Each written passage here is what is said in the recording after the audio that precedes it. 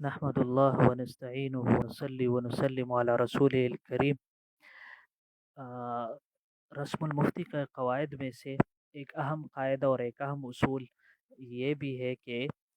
کتب معتبرہ اور غیر معتبرہ کی پہچان آ، رکھتا ہو، کہ مفتی کے لیے لازمی ہے کہ وہ کتب معتبرہ کو بھی پہچان لے اور غیر معتبرہ کو بھی پہچان لے، کہ جو مذہب کی کتابیں ہیں، مطلب ہمارے ہاں مذہب حنفیہ ہے تو اس کی کون کون سی کتابیں معتبر ہے اور کون کون سی کتابیں غیر معتبر ہے۔ تو مفتی کے لیے لازم ہے کہ وہ صرف انہی کتابوں پر اعتماد کرے کہ وہ نقل مذہب میں معتبر ہوں، اور غیر معتبر کتابوں میں لکھے ہوئے اقوال پر اعتماد نہ کرے۔ یہ بہت ہی اہم اصول ہے۔ اس کی حقیقت یہ ہے کہ مفتی کے لیے جو اہم ترین شرائط ہیں ان میں سے ایک اہم شرط یہ بھی ہے کہ وہ قابل اعتماد اور ناقابل اعتماد کتابوں کو پہچانے۔ مذہب کی قابل اعتماد کتابیں وہ ہیں جن پر اصحاب مذہب میں سے ماہرین اور محققین اعتماد کرتے چلے آئے، اور انہوں نے ان کتابوں کو یقین و اعتماد کے ساتھ لیا ہے اور ان کے مطابق فتاویٰ دیے ہیں۔ اور یہی بات بتانے کے لیے فقہا نے متعدد ایسی کتابوں کے نام لکھے ہیں کہ جن کے مسائل پر اس وقت تک فتویٰ دینا جائز نہیں ہے جب تک ان مسائل کا ماخذ یا ان کی دلیل معلوم نہ ہو۔ علامہ ابن عابدین شامی رحمہ اللہ نے ان غیر معتبر کتابوں کے مختلف نام تحریر فرمائے ہیں۔ ان میں سے ایک نام ہے شرح النقایہ للقہستانی، جو جامع الرموز کے نام سے بھی مشہور ہے۔ اسی طرح در المختار جو حاشیہ ابن عابدین کے لیے متن کی بھی حیثیت رکھتی ہے، اور الاشباح والنظائر، اور جو علامہ ابن نجیم رحمہ اللہ کی کتاب ہے اور فقی قواعد وغیرہ سے متعلق ہے، اور آگے الغاز وغیرہ بھی اس میں ذکر کیے گئے ہیں۔ شرح الکنز لملا مسکین رحمۃ اللہ علیہ، القنیہ للزاہدی، النہر الفائق لابن نجیم، شرح الکنز للعینی، اور بعض حضرات نے ان میں سے اور بھی نام ذکر کیے ہیں، جیسے السراج الوہاج، الجوہرۃ النیہ، جو جوہرۃ النیہ جو قدوری کی شرح ہے، کنز العباد فی شرح الاوراد، علی بن احمد غوری رحمہ اللہ کی شرح ہے۔ اسی طرح خزانۃ الروایات، خلاصۃ الکیدانی، الحاوی للزاہدی، الفتاوی الصوفیہ، فتاوی طوری وغیرہ۔ تو یہ جو کتابیں ذکر کی گئی ہیں کہ ان کتب کے غیر معتبر ہونے کی کیا وجوہات ہو سکتی ہے، تو اس کی فقہا نے مختلف وجوہات بیان کی ہیں جن کو جاننا ضرور ہے۔ خصوصاً شیخ الاسلام مفتی تقی عثمانی حفظہ اللہ نے اس کی بہت ساری وجوہات ذکر کی ہے۔ ان میں سے پہلی وجہ جو یہاں پر ہے وہ یہ ہے کہ عدم الاطلاع علی حال مؤلف، کتاب کے مؤلف کا حال معلوم نہ ہونا ہے، کہ کس نے یہ کتاب لکھی ہے اور اس مؤلف کے حالات کیا ہیں۔ اسی وجہ سے فقہا نے ذکر کیا ہے کہ کوئی کتاب اس وجہ سے غیر معتبر ہوتی ہے کہ اس کے مؤلف کا حال معلوم نہیں ہوتا کہ وہ قابل اعتماد فقیہ تھے یا صحیح اور ضعیف ہر قسم کی باتیں جمع کرنے والے۔ خلاصۃ الکیدانی اگرچہ یہ ماوراء النہر میں حفظ اور تدریس کے لیے مشہور ہے، اور کسی زمانے میں ہمارے یہاں اس کی بہت بڑی مانگ تھی اور بہت زیادہ اس کتاب کو پڑھا جاتا تھا اور زبانی یاد کیا جاتا تھا، لیکن اس کے مؤلف کا حال معلوم نہیں ہے، اور تحقیق سے بھی یہ ثابت ہوا ہے کہ انہوں نے اس میں بہت سی غلط روایات جمع کر دی ہیں۔ اسی طرح خزانۃ الروایات کے مؤلف بھی غیر معلوم ہیں، اگرچہ صاحب کشف الظنون نے اس کتاب کو قاضی جکن ہندی گجراتی کی طرف منسوب کیا ہے، لیکن ان کے حالات معلوم نہیں ہے، اور اس کتاب میں بھی غلط اور غیر معتمد روایات موجود ہیں۔ اسی طرح کوہستانی رحمہ اللہ کی کتابیں اگرچہ وہ بھی لوگوں میں متداول ہیں، لیکن ان کے حالات بھی معلوم نہیں ہے۔ کشف الظنون میں مولانا عصام الدین رحمہ اللہ سے منقول ہے کہ یہ کوہستانی رحمہ اللہ شیخ الاسلام ہروی رحمہ اللہ کے شاگردوں میں سے نہیں تھے، بلکہ یہ اپنے زمانے میں کتابوں کے تاجر اور ایجنٹ تھے۔ ہاں، اور ساتھ ساتھ یہ اپنے ہم عصر علماء میں فقہ کے اعتبار سے کوئی شہرت بھی نہیں رکھتے تھے، اس لیے انہوں نے اپنی اس شرح میں قوی اور ضعیف اقوال بغیر کی تصحیح اور تحقیق کے جمع کر دیے ہیں۔ شیخ الاسلام حفظہ اللہ نے علامہ کوہستانی رحمہ اللہ کے حالات پر ذرا تفصیل بیان کیا ہے کہ ان کا انتقال 950 یا 960 کے قریب ہوا ہے، اور ان کے دور کو دیکھتے ہوئے بظاہر یہاں شیخ الاسلام ہروی رحمہ اللہ سے مراد احمد ابن یحییٰ ابن محمد ابن سعید مسعود بن عمر التفتازانی مراد ہے، جو المشہور علامہ سعد الدین تفتازانی رحمہ اللہ کے پوتے تھے۔ تفتازانی رحمہ اللہ کے پوتے تھے۔ صاحب ہدیۃ العارفین نے لکھا ہے، جبکہ علامہ زرکری رحمہ اللہ ان کو فقہائے شافعیہ میں سے بتاتے ہیں، لیکن آگے آنے والی ان کی تصانیف جس کے ذریعے انہوں نے کتب حنفیہ کی خدمت کی ہے، اس سے معلوم ہوتا ہے کہ پہلا قول ہی درست ہے کہ وہ حنفیہ میں سے تھے۔ اور یہاں شیخ الاسلام رحمہ اللہ کے مصداق کے بارے میں یہ خیال اس لیے ہوتا ہے کہ ان دونوں حضرات کا زمانہ تقریباً ایک ہے، کیونکہ شیخ الاسلام رحمہ اللہ کا جو سن شہادت ہے وہ 916 ہجری یا ایک قول کے مطابق 906 ہجری تھا۔ یہ ہرات کے بڑے علماء میں سے تھے اور 30 سال تک وہاں قاضی رہے تھے، اور جب مشہور ظالم بادشاہ اسماعیل ابن حیدر صفوی ہرات میں داخل ہوا تو یہ ان لوگوں میں سے تھے جنہوں نے دار امارت میں اس کا استقبال کیا تھا، لیکن چغل خوروں نے بادشاہ کو ان کے تعصب کی شکایت کی، جس پر اس نے ان کے قتل کا حکم جاری کر دیا اور یہ ہرات کے علماء کی ایک جماعت کے ساتھ شہید کر دیے گئے، حالانکہ ان کا جرم کوئی نہیں تھا، کوئی جانتا بھی نہیں تھا کہ ان کا جرم کیا ہے، حقیقت کے ساتھ ان کا تعلق ہے یا نہیں ہے، اس لیے ان کا وصف شہید بیان کیا جاتا ہے۔ اور ان کی فقی تصانیف میں سے ہدایہ کے ابتدائی حصے پر ان کے تعلیقات اور شرح وقایہ پر ان کا حاشیہ اور سراجی کی شرح بھی ہے۔ اسی طرح ملا مسکین رحمہ اللہ کی شرح کنز کہ ان کے بارے صرف اتنا ہی معلوم ہے کہ وہ ہرات کے علماء حنفیہ میں سے ایک فقیہ تھے، سمرقند میں رہائش پذیر رہے اور سن 811 ہجری میں اپنی اس کتاب کی تالیف سے فارغ ہوئے، اور اس سے زیادہ ان کے بارے میں کچھ بھی معلوم نہیں ہے۔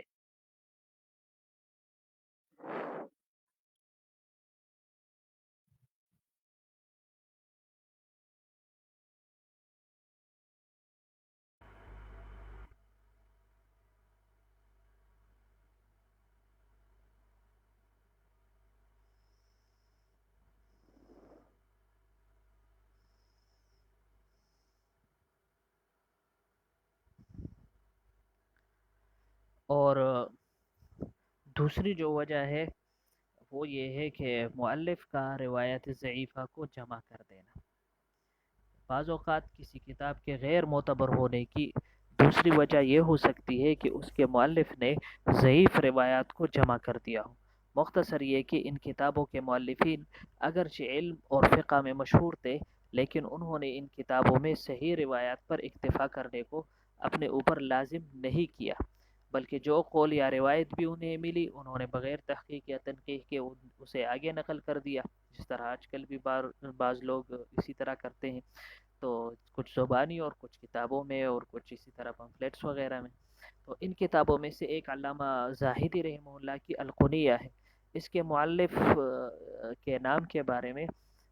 کہا جاتا ہے مختار ابن محمود ابن محمد ابو الرجاء نجم الدین زاہدی ایک عالم ہونے کی حیثیت سے معروف ہے، اور عقیدہ کے اعتبار سے معتزلی اور فروعی مسائل کے اعتبار سے حنفی تھے، اور ان کا جو تعلق تھا وہ خوارزم کے قصبہ غزمین سے تھا۔ علامہ عبدالحی لکھنوی رحمہ اللہ اس کے بارے میں فرماتے ہیں کہ یہ بڑے ائمہ اور اہم فقہا میں سے تھے، یہ اپنی جلالت شان کے باوجود نقل روایات میں سہل پسند تھے۔ انہوں نے اپنی کتاب میں ہر مسئلہ سے پہلے اس مسئلہ کے ماخذ کے لیے ایک اشارہ لکھا ہے، اور انہوں نے ان اشارات کی تفصیل اپنی کتاب کے مقدمہ میں بیان کی ہے۔ اس فہرست میں انہوں نے ایسی نامعلوم کتابوں کے نام بھی ذکر کیے ہیں جن کے بارے میں کسی نے کچھ نہیں سن رکھا، البتہ اگر کوئی مسئلہ القنیہ میں معتبر ماخذ سے منقول شدہ ہو تو اس پر اعتماد کرنے میں کوئی حرج نہیں ہے۔ علامہ زاہدی نے جو ضعیف روایات نقل کی ہیں ان میں سے ایک یہ بھی ہے کہ یوم عاشوراء یعنی 10 محرم کے دن سرما نہ لگانا واجب ہے، سرما نہ لگانا واجب ہے۔ یہ بات علامہ طحطاوی رحمہ اللہ نے اپنے الدر المختار کے حاشیے میں باب ما یفسد الصوم میں ذکر کرنے کے بعد تبصرہ کیا ہے کہ اس بات پر اعتماد نہیں کیا جائے کیونکہ القلیہ معتبر کتب میں سے نہیں ہے۔ اسی طرح علامہ زاہدی رحمہ اللہ کی کتاب الحاوی بھی ضعیف روایات کو نقل کرنے میں معروف ہے۔ اور الحاوی کے بارے میں یہ وہ الحاوی نہیں ہے، فقہ حنفی کی ایک دوسری کتاب بھی ہے الحاوی القدسی، یہ معتبر کتب میں سے ہے اور قاضی جمال الدین حنفی رحمہ اللہ کی تصنیف ہے، اور اس کو القدسی اس لیے کہا جاتا ہے کہ اس کے مصنف نے اسے القدس شریف میں تحریر کیا تھا۔ اسی لیے ابن وہب رحمہ اللہ وغیرہ نے فرمایا کہ علامہ زاہدی جو بات دیگر فقہا کے خلاف کہیں ان کا کوئی اعتبار نہیں ہے۔ یہ بات ابن عابدین رحمہ اللہ نے تنقیح الفتاوی الحامدیہ کی کتاب الرجالہ میں ذکر کی ہے، اور پھر مزید یہ بات بھی ہے کہ بعض مسائل میں انہوں نے اپنے اعتزالی افکار کا اظہار بھی کیا ہے، جیسا کہ انہوں نے ایصال ثواب کے مسئلے میں صاحب ہدایہ پر رد کرتے ہوئے اس بات کو ترجیح دی ہے کہ کسی شخص کے لیے اپنے کسی عمل کا ثواب کسی دوسرے کو پہنچانا جائز نہیں ہے۔ اور علامہ حسکفی رحمہ اللہ نے اہداء الثواب کا مسئلہ ذکر کرتے ہوئے فرمایا علامہ زاہدی نے اس مقام پر اپنے معتزلی ہونے کو ظاہر کر دیا ہے۔ اور علامہ ابن عابدین شامی رحمہ اللہ اس کے تحت لکھتے ہیں کہ زاہدی نے المجتبہ میں ہدایت کی عبارت ذکر کرنے کے بعد لکھا ہے میں کہتا ہوں کہ اہل عدل و توحید کا مذہب یہ ہے۔ یہ علم کلام کا پڑھنا اور سمجھنا یہ بھی بہت اہم ہے اور بہت ضروری ہے، خصوصاً اس زمانے میں جو ہمارے ہاں شیخ سجاد حجابی صاحب اس فن کی اور اس علم کی جو خدمت کر رہے ہیں یہ بہت اہم ہے۔ یہ جو وہ کہتے ہیں نا یہ علامہ یہ جو زاہدی ہے وہ کہتے ہیں کہ میں کہتا ہوں کہ اہل عدل و توحید کا مذہب یہ ہے کہ کسی کو ایصال ثواب درست نہیں، اور پوری آخر میں اس طرح زاہدی نے ہدایت سے اعراض کیا ہے۔ علامہ ابن عابدین رحمہ اللہ اس پر تبصرہ فرماتے ہیں کہ علامہ زاہدی نے اس ہدایت سے اعراض کیا اور اپنے ہم عقیدہ لوگوں کو اہل عدل و توحید کا نام اس لیے دیا کہ ان کے قول کے مطابق اللہ تعالیٰ پر اصلح یعنی زیادہ درست کام کو اختیار کرنا واجب ہے۔ اصلح للعباد وغیرہ جو کام ہے یہ اللہ پر واجب ہے، اور اگر نعوذ باللہ اللہ تعالیٰ نے ایسا نہیں کیا تو یہ اللہ کی طرف سے ظلم شمار ہوگا۔ اسی وجہ سے یہ جو بہت اہم مسئلہ ہے اس پر ایک آدمی نے کتاب لکھی تھی عقیدہ ایصال ثواب قرآن کی نظر میں، اور پھر اس نے ایسے عجیب انداز اختیار کیا کہ ایک تو قرآن کی آیتیں بیان کی، پھر ان آیتوں سے اصول کا اپنی طرف سے اصول بیان کیے ہیں جیسے اصول تفسیر وغیرہ ہوتے ہیں، اور پھر اسی طرح اصول حدیث مختلف حدیث کو جمع کیا ہے جو اختلافی مسائل سے متعلق ہے، اور پھر اصول حدیث پر کافی ساری بحث کی ہے، پھر فقہ کے اصول اور پھر اصول فقہ پر کافی ساری بحث کی، اور پھر تمام کو جمع کر کے اپنے طور پر یہ ثابت کرنے کی کوشش کی ہے کہ عقیدہ ایصال ثواب جو ہے یہ قرآن کے مخالف ہے۔ اور ہم جب تخصص کے سال میں تھے تو اس کو پڑھنے کے بعد پھر یہ داعیہ بھی پیدا ہوا، اور پھر ہمارے جو استاد تھے انہوں نے مجھے اس پر مقالہ لکھنے کے لیے بھی حکم دیا، تو جو میرا تخصص کا مقالہ ہے وہ بھی عقیدہ ایصال ثواب قرآن کی نظر میں ہے، اور خصوصاً یہ جو کتاب لکھا گیا تھا اس کا جواب بھی ہے، اور اس میں کافی ساری تفصیلی مباحث بھی آ گئے ہیں، اگرچہ ابھی تک اس کو شائع کرنے کی نوبت نہیں آئی، لیکن اپنے موضوع کے اعتبار سے بہت ساری چیزوں کو اس میں جمع کیا گیا ہے، اور یہ بہت ہی اہم مسئلہ ہے کیونکہ اس کا تعلق صرف نفس ثواب کے ساتھ نہیں، عقیدہ کے ساتھ بھی ہے، تفسیر کے ساتھ بھی اس کا تعلق ہے، علوم قرآن کے ساتھ بھی اس کا تعلق ہے، علوم حدیث کے ساتھ بھی اس کا تعلق ہے، فقہ اور اصول فقہ کے ساتھ بھی اس کا تعلق ہے، اور علم کلام کے اعتبار سے بھی یہ بہت اہم اور معرکۃ الآراء مسئلہ ہے۔ اس میں معمولی سی کجی سے بھی بہت بڑے بڑے مسائل پیدا ہو جاتے ہیں، لیکن یہ جو آج کل لوگ انکار کرتے ہیں ایصال ثواب کا، تو یہ ان کی کوئی نئی بات نہیں ہے، یہ پرانے زمانے سے جو معتزلہ ہے ان کی بات ہے، جو بھی دلیل ان کی ہوگی تو آپ آگے جا کر ہمارے مشائخ اور اکابر نے اس کا ڈٹ کر مقابلہ کیا ہے، اور اس کا ان کا جواب پتھر سے جو کہا جاتا ہے اسی طرح اس کا جواب دیا ہے۔ اچھا، تو بات چل رہی تھی غیر معتبر کتابوں کی، تو یہ جو زاہدی صاحب تھے تو علامہ زاہدی یہ معتزلی تھے، اور اسی طرح ان کا عقیدہ یہی تھا کہ ایصال ثواب کے وہ انکار کرتے تھے، درست اس کو نہیں مانتے تھے، اور جو لوگ ایصال ثواب کو درست نہیں مانتے ان کو وہ اہل عدل اور توحید سے تعبیر کرتے ہیں، کے نام سے یاد کرتے ہیں۔ اسی طرح بعض کتابیں ایسی بھی ہیں جیسے متاخرین علماء میں سے المحیط البرہانی کو بھی غیر معتبر کتابوں کی اسی قسم میں شمار کیا ہے۔ اس کے مؤلف اگرچہ نمایاں علماء حنفیہ میں سے تھے، یہاں تک کہ انہیں مجتہدین فی المسائل میں سے شمار کیا گیا ہے، لیکن ابن نجیم رحمہ اللہ اور علامہ ابن حمام رحمہ اللہ جیسے فقہاء نے تصریح کی ہے کہ اس کتاب کے مسائل پر فتویٰ دینا جائز نہیں ہے۔ علامہ ابن نجیم اور علامہ ابن الحمام نے یہ تصریح کی ہے، لیکن ان کی تصریح یہ ہے کہ اس کتاب کے مسائل پر فتویٰ دینا جائز نہیں ہے، صرف یہ ہے۔ اور یہ جائز نہ ہونے کی وجہ جب پھر بعض حضرات نے بیان کی ہے تو کہتے ہیں کہ اس ممانعت کی وجہ یہ ہے کہ المحیط البرہانی رد و یابس یعنی صحیح اور ضعیف کی جامع ہے، لیکن علامہ لکھنوی رحمہ اللہ نے ان علماء کا کلام نقل کرنے کے بعد اپنے حاشیہ نافع الکبیر پر یہ الفاظ تحریر فرمائے ہیں کہ اللہ تعالیٰ نے مجھے اس رسالے کے لکھنے کے بعد المحیط البرہانی کے مطالعہ کی توفیق عطا فرمائی، تو میں نے دیکھا کہ وہ رتب و یابس کی جامع نہیں، بلکہ اس میں تو تنقیح شدہ مسائل اور مضبوط تفریعات ہیں۔ پھر وہ فرماتے ہیں کہ میں نے فتح القدیر اور ابن نجیم کی عبارت پر غور کیا تو پتہ یہ چلا کہ المحیط البرہانی سے فتویٰ دینے کی ممانعت اس بنا پر نہیں تھی کہ وہ راجح اور مرجوح مسائل کا مجموعہ ہے، بلکہ ممانعت اس وجہ سے تھی کہ اس زمانے میں یہ کتاب نایاب اور نادر تھی، اور یہ ایسی بات ہے جس میں زمانہ کے اختلاف سے فرق ہو جاتا ہے کہ کبھی کوئی کتاب نادر ہوتی ہے لیکن پھر دوسرے زمانے میں وہی کتاب عام دستیاب ہوتی ہے۔ اس بنا پر جن فقہا متاخرین نے المحیط البرہانی کو ان کتابوں میں ذکر کیا ہے جن سے فتویٰ نہیں دیا جا سکتا، تو وہ ان کے زمانے میں اس کتاب کا اس چھوٹی قسم میں سے ہونا ہے جو آگے آ رہی ہے۔ اور اب جو ہے یہ المحیط البرہانی اللہ کے فضل و کرم سے تقریباً 25 جلدوں میں شائع ہو چکی ہے، اور ہمارے استاد محترم مولانا نعیم اشرف عثمانی حفظہ اللہ، جن سے ہم نے ہدایہ پڑھی تھی، انہوں نے اس پر بہت بڑا کام کیا ہے، متفرق لائبریریوں سے اس کے کئی مخطوطہ نسخے حاصل کیے اور ان کو سامنے رکھتے ہوئے اس کو مرتب کیا ہے۔ اور مجھے بھی اس کتاب کا کچھ حصہ مطالعہ کرنے کو ملا ہے، لیکن شیخ الاسلام حفظہ اللہ نے اس کا بہت مطالعہ کیا ہے، اور اصول الافتاء و آدابہ میں اس پر تبصرہ بھی فرمایا ہے کہ اس کے مصنف نے تمام ابواب میں بہترین ترتیب کے ساتھ پہلے مسائل ظاہر الروایہ کو ذکر کیا، پھر مسائل نوادر کو، پھر نوازل کو اور فتاویٰ کو، لیکن یہ کہنا ممکن نہیں ہے کہ انہوں نے رد و یابس کو باہم ملا دیا ہے۔ ہاں، اس کتاب میں روایات نادرہ موجود ہیں، لیکن وہ ظاہر الروایہ سے بالکل ممتاز اور جدا ہیں، اس لیے ان پر نوادر کے وہ احکام جو طبقات فقہا اور مسائل نوادر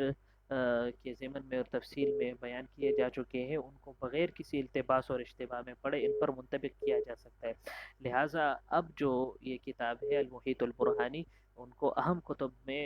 معتبرہ میں ہی شمار کرنا چاہیے۔ اور یہ جو ہمارے استاد محترم ہے، انہوں نے اس پر بہت اہم کام بھی کیا ہے، اور خصوصاً اس کے علاوہ ہدایہ پر بھی انہوں نے حاشیہ لکھا ہے، اور قدوری پر بھی انہوں نے کام کیا ہے، المبسوط کتاب الاصل پر بھی انہوں نے کام کیا ہے، اسی طرح جو شرح حموی ہے الاشباح والنظائر کی، اس پر بھی تعلیقات قائم فرمائے ہیں، تو بہت زیادہ تحقیقی کام کیے ہیں۔ اور خصوصاً یہ جو الموسوعۃ الکبریٰ جو احادیث پر کام چل رہا ہے دارالعلوم کراچی میں، تو اس کی بھی نگرانی وہ ہی فرما رہے ہیں، محقق آدمی ہے، اور انہوں نے اس پر بہت ساری تحقیق کی ہے۔ اسی طرح ایسی ہی غیر معتبر کتابوں میں سے ایک کتاب کنز العباد فی شرح الاوراد ہے، جو علی ابن احمد غوری کی تصنیف ہے۔ کشف الظنون میں اس کے بارے میں یہ لکھا ہے کہ یہ شیخ شہاب الدین سہروردی کے اوراد کا مجموعہ ہے، اور شیخ الاسلام حفظہ اللہ نے بھی اس کو حاشیے میں یہی ذکر کیا ہے اور کشف الظنون کے حوالے سے ذکر کیا ہے، اور اس کی شرح ایک جلد میں بعض مشائخ نے لکھی ہے جو مختلف کتب فتاوی و واقعات سے ماخوذ ہے، اور یہ شرح فارسی زبان میں علی ابن احمد غوری کی تحریر کرتا ہے۔ یہ کتاب بھی ایسے بے بنیاد مسائل اور موضوع احادیث سے بری ہوئی ہے جن کا فقہا کے ہاں کوئی اعتبار ہے نہیں، محدثین کے ہاں۔ اور اسی قسم میں یہ کتابیں بھی شامل ہیں: مطالب المؤمنین، الفتاوی الصوفیہ، فتاوی الطوری، فتاوی ابن نجیم۔ تمام چیزوں کو علامہ لکھنوی رحمہ اللہ نے النافع الکبیر میں ذکر کیا ہے۔ اور غیر معتبر کتابوں کے ان دونوں قسموں کا حکم یہ ہے کہ ان سے ایسا کوئی مسئلہ نہیں لیا جائے گا جو معتبر کتابوں کے خلاف ہو۔ یہ بات اہم ہے، سمجھنے کی بات ہے کہ کتاب کا غیر معتبر ہونا اس کا مطلب کیا ہے۔ غیر معتبر ہونے کا مطلب یہ ہے کہ ان کتابوں سے ایسا کوئی مسئلہ نہیں لیا جائے گا جو معتبر کتابوں کے خلاف ہو۔ البتہ جو مسئلہ ان کتابوں میں موجود ہو اور دیگر کتابوں میں نہ ہو تو اس کے بارے میں توقف اختیار کیا جائے۔ اگر وہ مسئلہ کسی شرعی ضابطہ میں داخل ہوتا ہے اور کسی فقہی قاعدے کے خلاف نہیں ہے تو اس کو اختیار کرنے میں کوئی حرج نہیں ہے، لیکن اگر وہ مسئلہ کسی شرعی ضابطہ کے تحت نہیں آتا تو اس کو اختیار کرنا یا اس کے مطابق فتویٰ دینا جائز نہیں ہے۔ اور ہمارے لیے تو بہت آسانی ہے کہ جو ہمارے اکابر کے فتاویٰ کی کتابیں ہیں اور معتبر کتابیں ہیں فتاویٰ کی، تو اس میں جب ہم دیکھ لیتے ہیں انہوں نے اگر ان کتابوں سے حوالے دیے ہیں تو یہ اس کے وہ مسئلہ ایسا ہے کہ اس کے معتبر ہونے کی دلیل ہے۔ تیسری وجہ وہ کیا ہے کہ الاختصار المخل بالفہم، ایسے اختصار جس سے بات سمجھنا مشکل ہو۔ کتب فقہ میں کئی کتابیں ایسی بھی ہیں کہ جن کی جلالت شان اور ان کے مؤلفین پر اعتماد میں کوئی شک نہیں ہوتا، لیکن ان کتابوں میں ایسا اختصار پایا جاتا ہے جس سے بات سمجھنے میں خلل واقع ہوتا ہے۔ اس لیے علماء نے فرمایا ہے کہ ان کتابوں سے بھی فتویٰ دینا جائز نہیں ہے، جیسے الدر المختار، الاشباح والنظائر۔ جب آگے آپ مطالعہ کریں گے اور مطالعاتی نصاب پڑھیں گے تو اس میں یہ الدر المختار کی بھی کچھ صفحات ہیں، کچھ ابواب ہیں کہ اس کا مطالعہ ہوتا ہے اور پھر مختلف حواشی سے اس کا مطالعہ کیا جاتا ہے۔ دیگر مختصر جو کتابیں ہیں تو الدر المختار اور الاشباح والنظائر، اور اس کا یہ مطلب نہیں ہے کہ یہ کتابیں بذات خود غیر معتبر ہیں، لیکن چونکہ ان میں بہت زیادہ اختصار ہے تو اگر کوئی مفتی صرف انہی کتابوں پر اکتفا کرے گا تو وہ غلطی کا شکار ہونے سے محفوظ نہیں رہ سکتا۔ اور اس کی جب آپ تمرین کریں گے اور بعض مختلف علماء کی طرف سے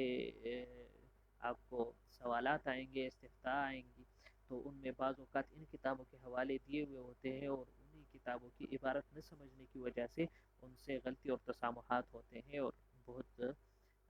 بڑے مسئلے پیدا ہو جاتے ہیں۔ تو اس قسم کی کتابوں کا حکم کیا ہے کہ اس میں اختصار ہو اور بات سمجھنا مشکل ہو، تو فقہا فرماتے ہیں کہ ان سے اس وقت تک فتویٰ نہیں دیا جائے گا جب تک گہری نظر اور خوب غور و خوض سے کام لیتے ہوئے ان کی شروحات اور حواشی کی مراجعت نہ کر لی جائے۔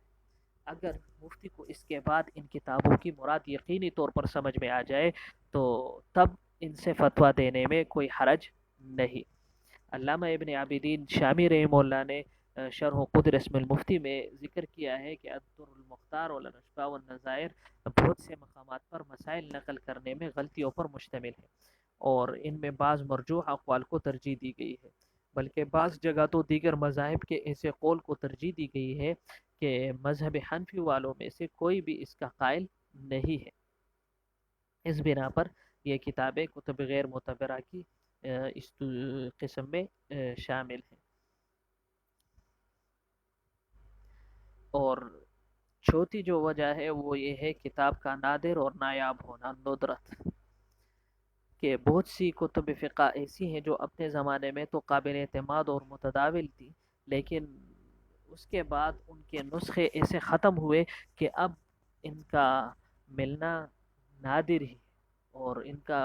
کوئی ایک نسخہ بھی موجود نہیں ہے، یا اگر کوئی نسخہ موجود ہے تو وہ قابل اعتماد ہی نہیں ہے۔ تو اس قسم کی کتابوں کے بارے میں فقہا فرماتے ہیں کہ اس کا حکم یہ ہے کہ مفتی کو ایسی کتاب پر اعتماد کرنے میں جلدی نہیں کرنی چاہیے جب تک مضبوط دلائل سے یہ بات واضح نہ ہو جائے کہ کتاب کا یہ نسخہ ہم تک تحریف اور تبدیلی سے محفوظ پہنچ جائے۔ اگر واضح قرائن اور مضبوط شواہد سے یہ پتہ چل جائے تو پھر اس پر اعتماد کرنے میں کوئی حرج نہیں ہے۔ ہمارے زمانے میں بہت سی ایسی قدیم کتابیں منظر عام پر آ چکی ہیں جو ایک زمانے سے نایاب تھی، اور کتابیں نشر کرنے والوں نے دستیاب مخطوطہ نسخوں کی مدد سے یہ کتابیں شائع کی ہیں۔ اب اگر شائع شدہ کتاب کی بنیاد صرف ایک نسخہ ہو جس کی سند بھی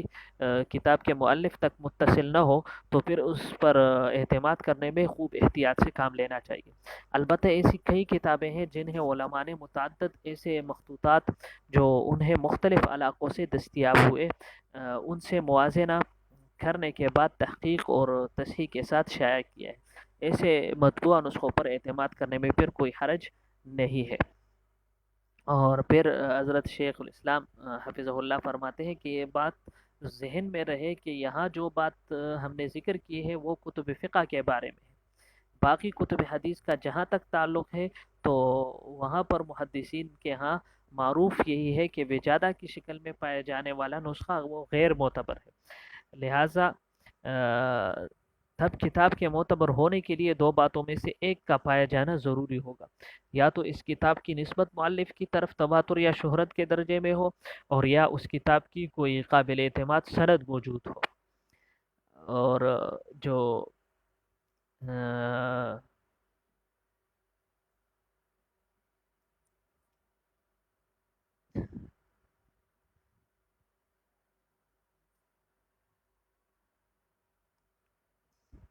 علامہ سیوطی رحمہ اللہ نے تدریب الراوی کے متن میں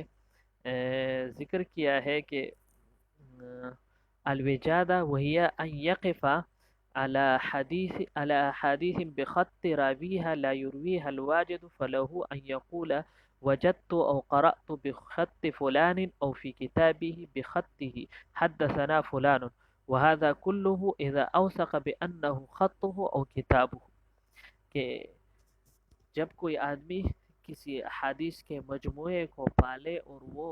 اس کے روایت کرنے والے کے خط کے ساتھ ہو، تو جس نے اس مجموعے کو پایا ہے تو اس کے لیے ضروری ہے کہ وہ اس کے ساتھ لکھ کے یا بیان کرے کہ میں نے اس کتاب کو پایا ہے یا اس مخطوطے کو پایا ہے فلاں کے خط میں اور فلاں کی کتاب میں اس خط کے ساتھ کہ اس نے اس طرح ذکر کیا ہے، اور یہ تب کہ اسے پورا یقین ہو اور وثوق کے ساتھ وہ یہ کہتے کہ یہ فلاں محدث ہی کا خط ہے اور یہ فلاں محدث ہی کی لکھی ہوئی کتاب ہے، تب یہ بات ہوگی، ورنہ نہیں ہے۔ تو اس قسم میں وہ کتابیں بھی شامل ہوں گی جو اگرچہ لوگوں کے درمیان متداول ہیں لیکن ان کے صحیح نسخے موجود نہیں ہے، کیونکہ وہ کاتب حضرات اور ناشرین کتب کی اغلاط سے لبریز ہیں، جیسے فقی ابو اللیث رحمہ اللہ کی النوازل اور علامہ عینی رحمہ اللہ کی البنایہ شرح ہدایہ۔ ان دونوں کتابوں کے نسخے جو ہمارے علاقوں میں پائے جاتے ہیں اشاعت کی ایسی غلطیوں سے بھرے ہوئے ہیں کہ جن کی وجہ سے مؤلف کی مراد کو سمجھنا بہت مشکل ہے، اور بسا اوقات تو بالکل مطلب ہی تبدیل ہو جاتا ہے۔ لہٰذا ان کتابوں پر نسخے کی صحت کی تحقیق کیے بغیر اعتماد نہیں کیا جائے گا۔ اسی طرح جو النصب الرایہ ہے فی تخریج احادیث الہدایہ، تو وہ بھی ایسا ہے کہ جو ہمارے علاقوں میں بعض نسخے پائے جاتے ہیں تو اس میں بہت ساری غلطیاں ہیں، البتہ مصر وغیرہ سے بعض اس کے نسخے چھپے ہیں تو اس میں ان تمام غلطیوں کی اصلاح کی گئی ہے۔ تو بہت ساری کتابیں اسی وجہ سے بھی ان میں مسئلہ پیش آتا ہے۔ اور ایک وجہ یہ بھی ہے کہ کتاب کے مؤلف کی طرف نسبت شک میں ہو، کہ بہت سی کتابیں ایسی ہوتی ہیں جو ایسے مؤلفین کی طرف منسوب ہیں جو علم میں شہرت یافتہ ہیں، اور یہ کتابیں متداول بھی ہیں، نادر نہیں ہیں، لیکن ان کتابوں کی ان کے مؤلفین کی طرف نسبت کا یقین نہیں کیا جا سکتا، جیسے کتاب المخارج والحیل جو امام ابو یوسف رحمہ اللہ کی طرف منسوب ہے۔ علماء کو اس میں ہمیشہ تردد رہا ہے کہ یہ قاضی ابو یوسف رحمہ اللہ کی تالیفات میں سے ہے، اور صحیح بات یہ ہے کہ یہ کتاب غلط طور پر منسوب کی گئی ہے اور اس کی نسبت قاضی ابو یوسف رحمہ اللہ کی طرف درست نہیں ہے، کیونکہ امام ابو یوسف رحمہ اللہ سے اس کی روایت کرنے والے سب لوگ جو ہیں وہ مجہول ہیں، اور بعض ان میں سے ایسے لوگ ہیں جو کذاب ہیں، فقہا نے ان کی طرف کذاب کی نسبت کی ہے۔ اور علامہ کوثری رحمہ اللہ نے مناقب ابی حنیفہ الذہبی پر اپنے حاشیہ میں لکھا ہے کہ یہ کتاب الکذاب ابن الکذاب ابن الکذاب کی روایت ہے، جو محمد ابن الحسین ابن الحمید ہے، اور وہ اس کتاب کو محمد ابن بشر الرقی سے اور وہ خلف بن بیان سے روایت کرتا ہے، جو ایک مجہول شخص کی دوسرے مجہول شخص سے روایت ہے، لہٰذا اس پر اعتماد کرنا درست نہیں ہے۔ اور ایسی کتابوں میں سے ایک جو ہمارے ہاں بعض علماء بھی اس کو بہت بڑھ چڑھ کر پیش کرتے ہیں، وہ ہے فتاوی عزیزی، جو شیخ عبدالعزیز محدث دہلوی رحمہ اللہ کی طرف منسوب ہے۔ یہ کتاب ان کی تالیف نہیں ہے، بلکہ ان کے بعد کسی شخص نے ان کے فتاوی جمع کر دیے تھے، اور یہ شخص معلوم نہیں ہے۔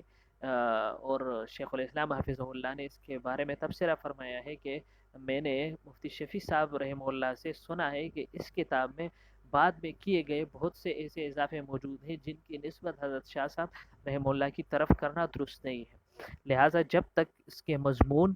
کی تائید کسی اور دلیل سے نہ ہو جائے، صرف اس پر اعتماد کرنا مناسب نہیں ہے۔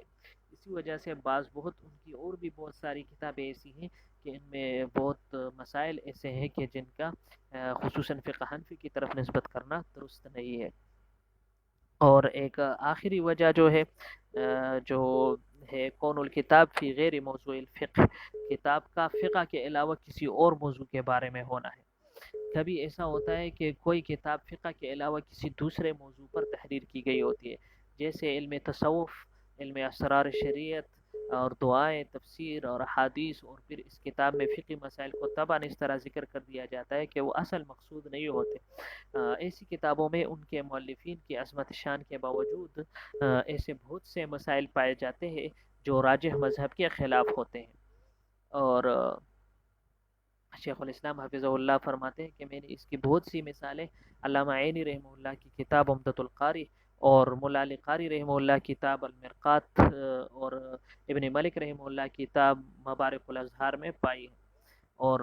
فرماتے ہیں کہ تصوف کی کتابوں میں تو ایسے بہت سے مسائل ہیں۔ اس کی صرف ایک مثال یہ ہے کہ علامہ عینی رحمہ اللہ نے شافعیہ کا مذہب یہ ذکر کیا ہے کہ ان کے نزدیک مبہم نیت کے ساتھ احرام باندھ لینا جائز ہے، اور ان کا استدلال حضرت علی رضی اللہ عنہ اور حضرت ابو موسیٰ اشعری رضی اللہ عنہ کا عمل ہے کہ ان دونوں نے نبی کریم صلی اللہ علیہ وسلم کے احرام باندھنے کی طرح ہی احرام باندھا تھا، یعنی حج یا عمرہ کی تعین نہیں کی تھی۔ لہٰذا آج بھی یہ جائز ہے کہ کوئی شخص احرام کی نیت یوں کرے کہ جیسے زید نے احرام باندھا ہے میں بھی ویسے ہی احرام باندھتا ہوں۔ اب اگر زید نے حج کا احرام باندھا ہوگا تو اس نیت کرنے والے کا احرام بھی حج کا ہوگا، اور اگر زید نے عمرہ کا احرام باندھا ہوگا تو اس نیت کرنے والے کا احرام بھی عمرہ کا ہوگا۔ اگر زید نے دونوں کا احرام باندھا ہوگا تو یہ شخص بھی حج و عمرہ دونوں کے احرام میں سمجھا جائے گا۔